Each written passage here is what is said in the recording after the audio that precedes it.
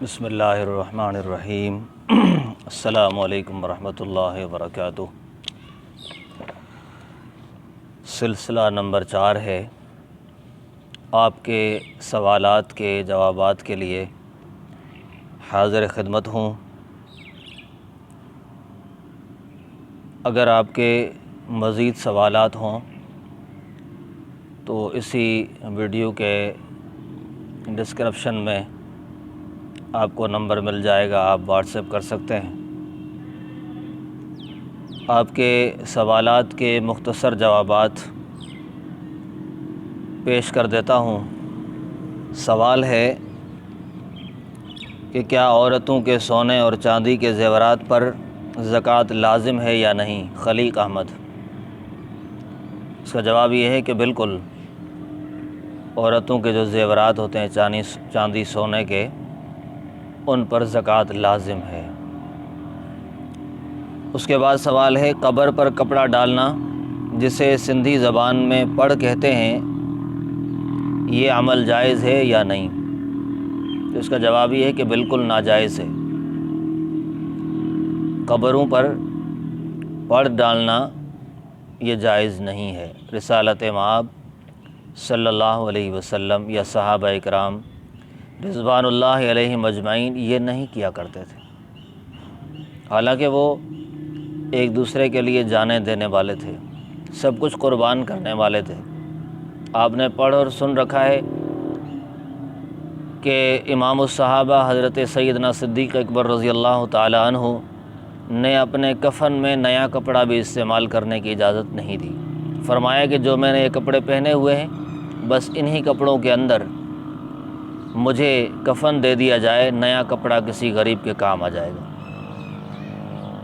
تو وہ لوگ تھے جو کامیاب ہو گئے۔ اگر ہم بھی ان کے نقش قدم پر چلیں گے تو کامیاب ہوں گے۔ حالانکہ کفن میں نیا کپڑا استعمال کرنا جائز بھی ہے، لیکن اس کے باوجود سیدنا ابو بکر صدیق رضی اللہ تعالی عنہ نے اجازت نہیں دی۔ یہ سمجھایا کہ اگر پرانے کپڑے میں بھی کفن مل سکتا ہے تو ٹھیک ہے، نیا کپڑا امیر کے، نیا کپڑا کسی غریب کے کام آ جائے گا۔ اس کے بعد سوال ہے اگر نماز میں ثنا نہ پڑھی گئی تو نماز ہوگی یا نہیں؟ ہاں، نماز ہو جائے گی، البتہ جان بوجھ کر ایسا کرنا مناسب نہیں ہے، ٹھیک نہیں، نماز بہرحال ہو جائے گی۔ اس کے بعد سوال ہے جمعہ نماز کے 2 فرضوں کے علاوہ، سابقہ جو سوال تھا اس کے سائل ہیں توفیق صاحب، جمعہ نماز کے 2 فرضوں کے علاوہ تمام سنتیں گھر میں پڑھنا کیسا ہے؟ بلال خان اس کے سائل ہیں۔ تو اس کا جواب یہ ہے کہ بالکل سنتیں پڑھنا گھر کے اندر درست ہے۔ بہتر بھی یہی ہے کہ تمام سنتیں اور نوافل گھر میں پڑھے جائیں، اور اس سے فائدہ یہ ہوگا کہ گھر والوں کو ترغیب ہوگی، بچوں کو ترغیب ہوگی، اور یہ رسول اللہ صلی اللہ علیہ وسلم، صحابہ اکرام اور علماء امت سے ثابت بھی ہے۔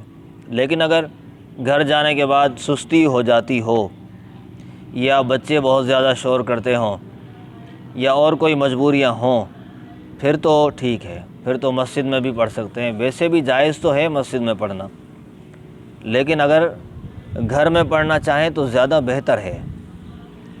مجبوری کی حالت میں مسجد میں بھی بلا کراہت درست ہے۔ اس کے بعد سوال ہے کہ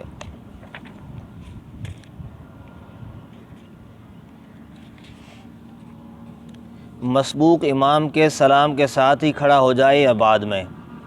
مسبوق امام کے سلام کے ساتھ ہی کھڑا ہو جائے یا بعد میں؟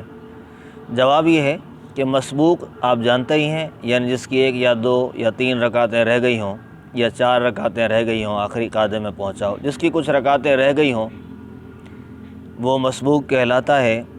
وہ جب امام سلام پھیرتا ہے تو اسے کھڑا ہونا ہوتا ہے۔ تو اس صورت میں جواب یہ ہے کہ امام کا پہلا سلام ختم ہو، جب امام دوسرا سلام کرے، السلام علیکم ورحمۃ اللہ، السلام علیکم ورحمۃ اللہ، اس طرف جب السلام علیکم ورحمۃ اللہ کرے تو پھر یہ مسبوق کھڑا ہو جائے اور اپنی نماز پوری کر لے۔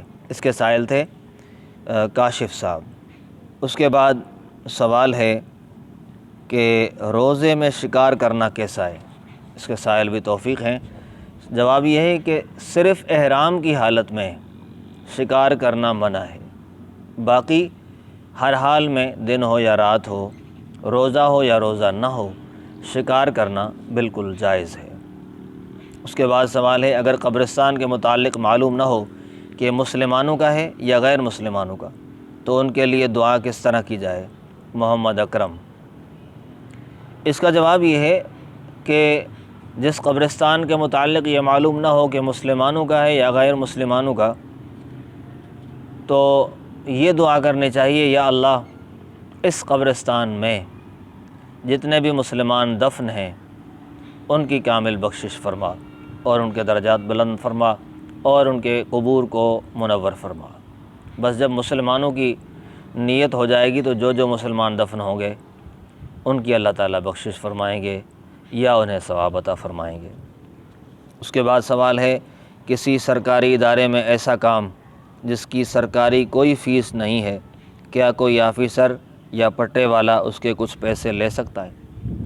نوید صاحب کا سوال ہے۔ نوید صاحب کے سوال کا جواب یہ ہے کہ جس سرکاری دفتر میں کوئی فیس مقرر نہیں کسی خاص کام کی، تو اس کام کے لیے سرکاری ملازم کی طرف سے کوئی فیس لینا یہ قطعاً جائز نہیں ہے۔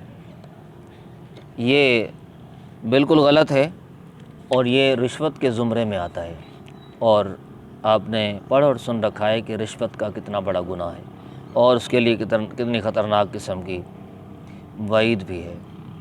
آگے سوال ہے جمعہ نماز کی اگر ایک رکعت رہ جائے تو امام کے سلام کے بعد بقیہ نماز کس طرح پڑھیں؟ اس کے سائل بھی نوید صاحب ہیں۔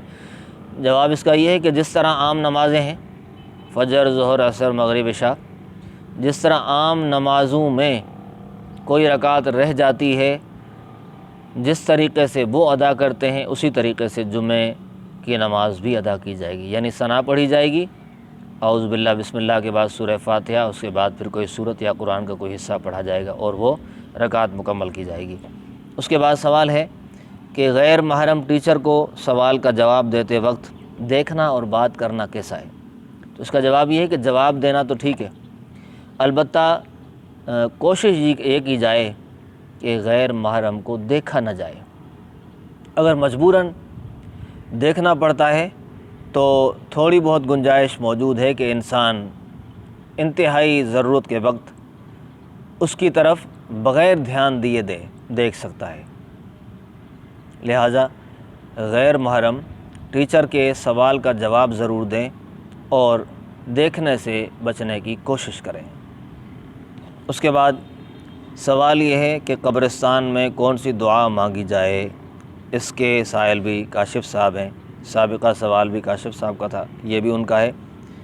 قبرستان میں کون سی دعا مانگی جائے؟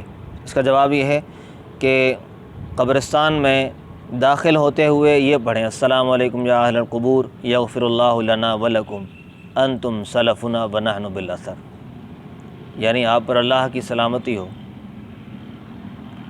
اور اللہ تعالیٰ آپ لوگوں کی بخشش فرمائے، ہماری بھی بخشش فرمائے۔ آپ ہم سے پہلے اللہ کے ہاں جا چکے، قبرستان پہنچ چکے، آپ کے بعد ہم نے آ جانا ہے۔